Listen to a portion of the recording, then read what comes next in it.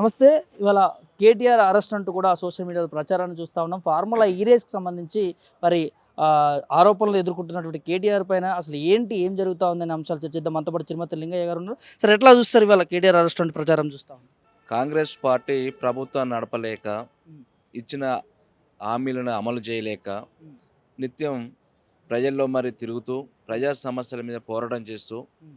కేటీఆర్ గారు పదే పదే మరి కేసీఆర్ గారి ఆదేశాలతోటి హ్మ్. మరి వాళ్ళు ఇచ్చిన 6 గ్యారెంటీలు నిలదీస్తుంటే హ్మ్. తట్టుకోలేక ప్రభుత్వం నడిపే శవలేక ఈరోజు అక్రమ అరెస్టులు పెట్టి, అక్రమ కేసులు కట్టి హ్మ్. నిర్బంధించాలనే ప్రయత్నం కాంగ్రెస్ ప్రభుత్వం చేస్తుంది. హ్మ్. అంత తప్ప మరొకటి కాదు. ఇలా కేటీఆర్ గారు పారదర్శకంగా ఈరోజు నిన్న ప్రెస్ మీట్‌లో కూడా స్పష్టంగా చెప్పడం జరిగింది. హ్మ్.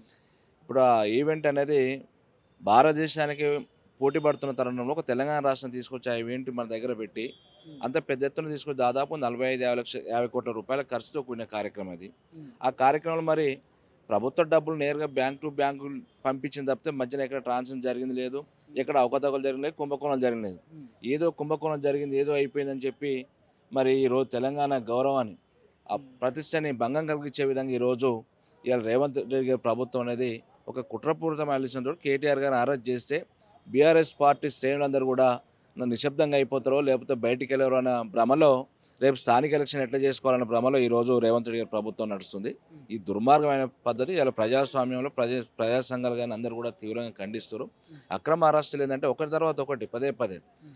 ఫోన్ ట్యాపింగ్ అని ఒకటి, కాళేశ్వరం ప్రాజెక్ట్ అనడం, హ్మ్. లేకపోతే ఈడీ మన కేటీఆర్ గారి మీద ఈ రకమైన కేసులు గానీ, హ్మ్. మళ్ళీ లీకులు, ఔటర్ రింగ్ రోడ్ అని చెప్పి ఏదేదో దుర్మార్గమైన కార్యక్రమం ఇలా హ్మ్. అతి కొద్ది కాలంలో గిన్ని రకాలు ప్రభుత్వాన్ని పార్టీని బదలాం చేయాలనే కార్యక్రమం పెట్టుకుని తప్పితే, హ్మ్. ప్రజలకు మనం ఏం చేయగలుగుతున్నామో, మనం ఇచ్చిన హామీలు ఏమైనాయి, హ్మ్. ప్రజలకు ఎంతవరకు చేయగలం అనేది ఆళ్ళకి సోయి లేదు. హ్మ్. ఎప్పటిదాకైనా దోసుకోవడం, ఒక కార్యక్రమం పెట్టుకోరు. హ్మ్. గుడ్డగాల్చి మీదేసి టీఆర్ఎస్ పార్టీని ఏ రకంగా బదలాం చేయాలని పనిలో పెట్టుకోరు. హ్మ్. ఇలా కేటీఆర్ గారు, హరీష్ రావు గారు మాట్లాడితే వాళ్ళకి సమాధానం చెప్పే పరిస్థితి లేదు. హ్మ్. గ్రామాల్లో సామాన్యుడు అడిగితే సమాధానం చెప్పే పరిస్థితి లేదు. హ్మ్. ఓ హైడ్రా కార్యక్రమం తీసుకొచ్చి పేదోళ్ళని ఇల్లు కూల్చడం. హ్మ్. ఇంత ఒక హైడ్రామా కార్యక్రమం నడిచేయాల చంద్రబాబు నాయుడు కనుసైగల్లో హ్మ్. ఈరోజు ఈ రాష్ట్రాన్ని హ్మ్. ఒక దశలో భారతదేశంలో నెంబర్ 1 రాష్ట్రం తెలంగాణ ఉంది ఇమేజ్ పెంచిన కేటీఆర్ గారు గానీ, కేసీఆర్ గారు గానీ, హ్మ్. ఆ ఇమేజ్‌ని తగ్గించే పరిస్థితులు ఇలా పెట్టుబడులు లేక, ఇలా వ్యాపారాలు లేక, హ్మ్. రాష్ట్రం దివాలా తీసే పరిస్థితులుంటే, హ్మ్. ఇలా రైతాంగం ఒక పైకి గోడు పెడుతుంది. హ్మ్. ఇలా ఉద్యోగ సంఘాలు ఒకవైపు ఉన్నారు, మహిళా సంఘాలున్నారు. హ్మ్. వివిధ రంగాలలో అన్ని రంగాలలో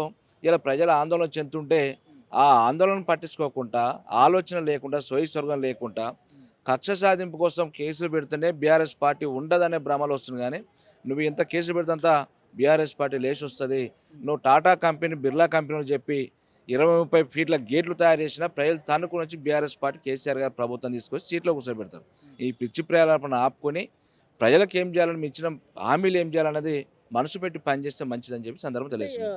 ప్రజల పక్షాన ప్రశ్నిస్తున్నారు కాబట్టి ప్రతిపక్షాల పైన అరెస్టులు అని చెప్పుకోవచ్చా?